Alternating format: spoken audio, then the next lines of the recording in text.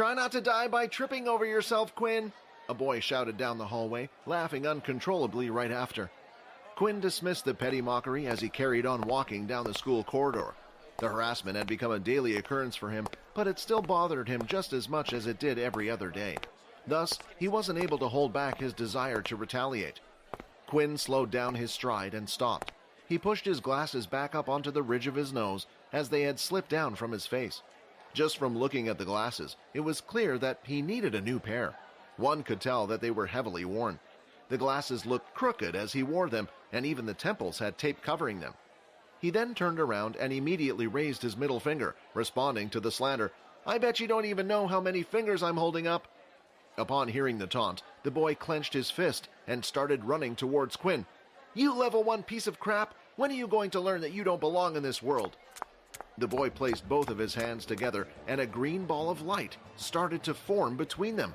When he was only a few meters away from Quinn, the boy threw his hands forward, and a green beam shot out from the palm of his hands.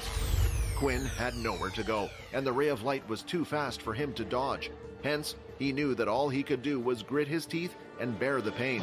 As the light hit him, his body was lifted into the air and sent flying backward onto the far-end corridor wall. "What's going on?" a student among the crowd said. "Are they fighting on the last day of school?" A crowd had immediately formed outside, interested in what the commotion was all about.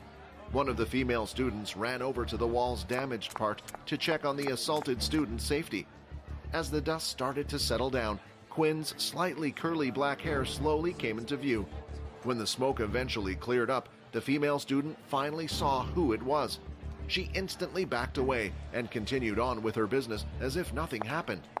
The moment that the female student had returned to her friends, he could see that they were laughing at her. "I can't believe you tried to help him." "I didn't see who it was," the girl retorted, her cheeks flushed.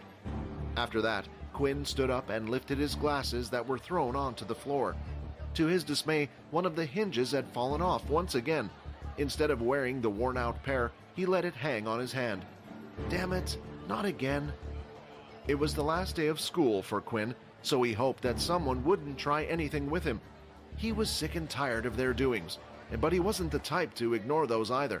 He had seen people who had chosen to keep their heads down and tolerate the harassment.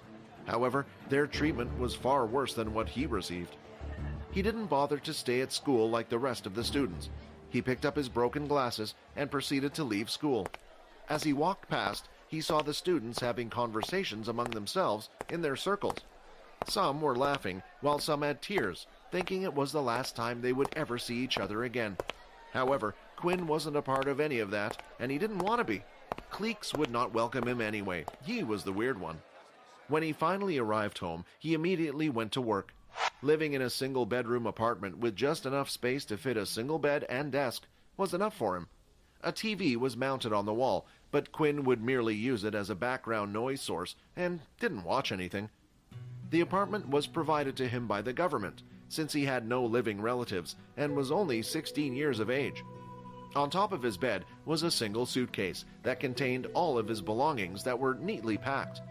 He walked towards a cabinet, immediately pulling a drawer open which accommodated a single book. It was a large and thick hardbound book, weighing about half a kilo. The front cover of the book was in a color that mimicked a lighter shade of blood. In the center, the lonesome fronts of an upper and lower jawbone could be seen, both colored in the swampy shade of brown. The upper jaw sort of had 4 separated fangs. Meanwhile, the lower one had 2 sharp teeth on the 2 far ends on the overhead and 5 evenly spaced underneath. "Let's try again today," Quinn said as he lifted the book and placed it on top of the desk.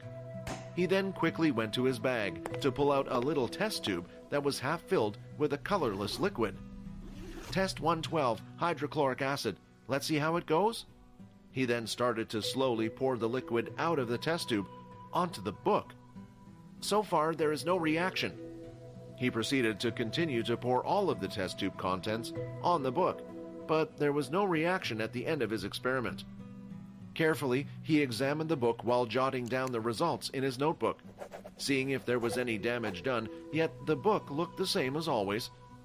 Another failure. Why won't you open? Why did Mom and Dad even have this thing? 112 times. This was the number of different ways that Quinn had tried to open the book. Not only did the book not open, but it seemed like it cannot be damaged either. He had even tried burning the book, cutting the book, melting the book, though nothing had worked against the book that seemed utterly durable. Lying on his bed, he turned on the TV for its sole purpose, making background noises. He never really paid attention to what was on. With it, the sound of other voices made him feel less lonely. Upon turning on, the TV displayed an ongoing news show. The peace treaty with the Dalki race has lasted for 5 years now, but officials are saying that tension is rising once again. Now we must prepare for another war. The mention of war had always been shown on the TV non-stop, ever since a certain day 30 years ago. The human race received a visit from the so-called Dalki. They had the physique of humans, except for their skins that were riddled with scales and the presence of tails that were similar to what the dragons had. With no real clue of why they had suddenly appeared, they immediately demanded that the human race hand over their resources and wanted to use them as slaves. Of course, the humans decided to fight back, but they quickly found out that their modern technology was useless against them. Bullets couldn't penetrate their skin, and as for tanks, well, Dalki had airships. Every individual, disregarding the gender, was told to fight for their planet, and that included Quinn's parents. The war went on for years, so he grew up not knowing what his parents looked like. When the humans were on the brink of defeat, a select group of people came forward. These people had special abilities. They began sharing their knowledge of how they obtained such power in hopes of turning the tide in the war, and thankfully, it worked. Even so, the Dalki were still strong, and a seemingly endless stalemate led to the peace treaty signed 5 years ago. Obviously enough, human greed got the better of humanity, and instead of sharing these powers with everybody else, the higher-ranked governmental officials decided to keep them for themselves. Only those with money could learn the more powerful abilities, while everyone else was left with scraps. It was something that needed to be done. Poverty had taken over the world, but people had powers and were using them uncontrollably, unlike before. Quinn was given nothing when his parents died. The government agreed to pay for his living expenses while he was still in school, but that was it. When his parents died, him being at the age of 10, an agent appeared at his doorstep and handed him a book. He was told that it was the only thing that his parents possessed, one that they passed down when they died. "Why is the world so unfair?" he uttered, lamenting about his situation. Getting out of his bed, he started sauntering towards his desk. He picked up his glasses that were still slightly broken and decided that he needed to fix them.